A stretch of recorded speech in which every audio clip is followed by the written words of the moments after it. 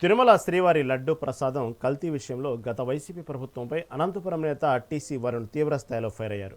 లడ్డు తయారీలో జంతువుల కొవ్వు, కెమికల్స్ వాడినట్లు సిట్టు దర్యాప్తులో స్పష్టంగా తేలిందని ఆయన గుర్తు చేశారు.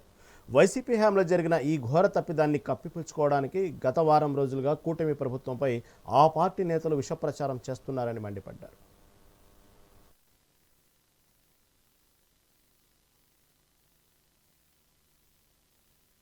ఈరోజు ముఖ్యంగా అనంతపూర్ ఉమ్మడి జిల్లా జనసేన పార్టీ కార్యాలయంలో ఈరోజు ప్రెస్ మీట్ ఏం పెడుతున్నాం అంటే, మీరు చూస్తున్నారు, గత వారం నుంచి వైసీపీ నాయకులు తిరుమల లడ్డు పైన అందులో కల్తీ నెయ్యి గురించి ఏమేం మాట్లాడుతున్నారో మనం అందరం చూస్తున్నాం.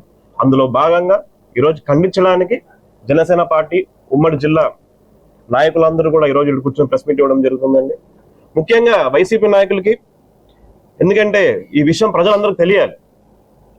తిరుమల లడ్డు ప్రసాదంలో వైసీపీ హయాంలో నెయ్యి సరఫరా ఆ కాంట్రాక్ట్ ఏదైతే ఉంటుందో ఎన్ని అరాచకాలు జరిగాయో, ఎన్ని దౌర్జన్యాలు జరిగాయో మనందరూ తెలుసు. అసలు ఆవులు కానీ డైరీ వ్యాపారం లేని కొన్ని కంపెనీలు ఏదైతే ఉంటాయో ఆ కంపెనీలకి నెయ్యి సరఫరా కాంట్రాక్టులు వీళ్ళు ఇవ్వడం జరిగింది. అందులో నామ్స్ కూడా మార్చుకొని, నిబంధనలు అన్నిటి కూడా మార్చుకొని అటువంటి కంపెనీస్ వీళ్ళు కాంట్రాక్ట్ ఇవ్వడం జరిగింది. ఆవులు కానీ, పాలు కానీ, పెరుగు కానీ లేకోకుండా నెయ్యి ఎలా తయారైతే చెప్పండి.